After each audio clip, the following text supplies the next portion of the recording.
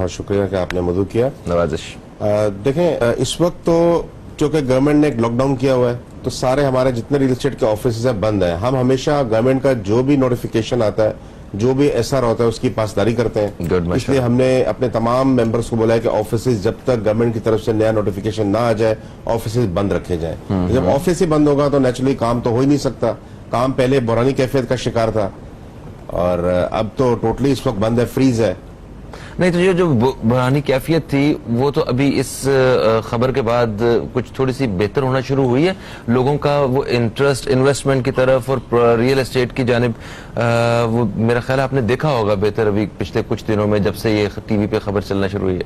आप बिल्कुल सही कह रहे हैं। ये जो वज़ीर-ए-आज़म साहब ने कंस्ट्रक्शन के लिए पैकेज का अनाउंस किया है बड़ा खुश आइंदा है, हम इसका खैर मकदम करते हैं। इससे बहुत बेहतरी की उम्मीद है। देखिए, दूसरा कंस्ट्रक्शन जो है वो रियल एस्टेट से अटैच है। कंस्ट्रक्शन बेसिकली रियल एस्टेट का पार्ट 2 है।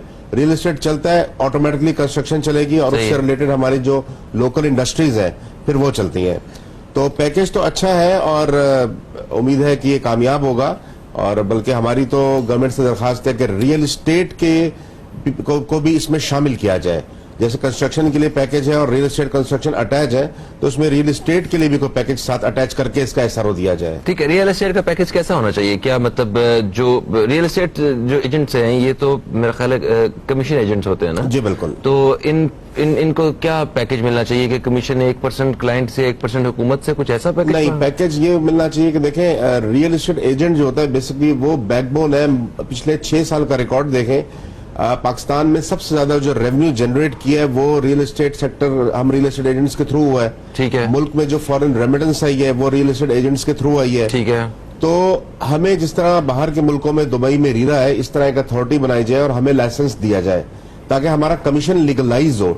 दुनिया में रियल एस्टेट का 2% कमीशन होता है, ताकि जो भी डील हो, जिस तरह हम दूसरे टैक्सेस भरवाते हैं, कोई भी डील हम फाइनलाइज करते हैं तो गवर्नमेंट के सूबाई और वफाकी हुकूमत के सारे टैक्सेस हम पे कराते हैं तो वो डील फाइनल होती है। इसी तरह हमारा कमीशन भी लीगलाइज हो, इसके लिए भी गवर्नमेंट को अथॉरिटी बनाए। अच्छा, वो लीगलाइज नहीं है? नहीं, वो लीगलाइज नहीं है। वो मतलब म्यूचुअल अंडरस्टैंडिंग है बायर और सेलर के साथ, ऐसा है कुछ? देखिए, कमीशन तो हमारा तय है लेकिन उसमें फिर हमें बहुत मसाइल आते हैं। तो अगर गवर्नमेंट एक चीज को, जैसे बहुत सारे टैक्सेस है, सीवीटी है, एडवांस टैक्स है, स्टैंप ड्यूटी है, ये फिक्स है। इसी तरह इसकी भी जो लीगलाइज जब कर देंगे तो हमें भी एक तहफ़्फ़ुज़ मिलेगा और लाइसेंस होने से फॉरेन इन्वेस्टमेंट में बहुत ज्यादा इजाफा होगा। अच्छा अच्छा अच्छा सर, ये मेरा ख्याल रियल एस्टेट रेगुलेटरी के बारे में बात कर रहे हैं, रीरा। जी जी बिल्कुल।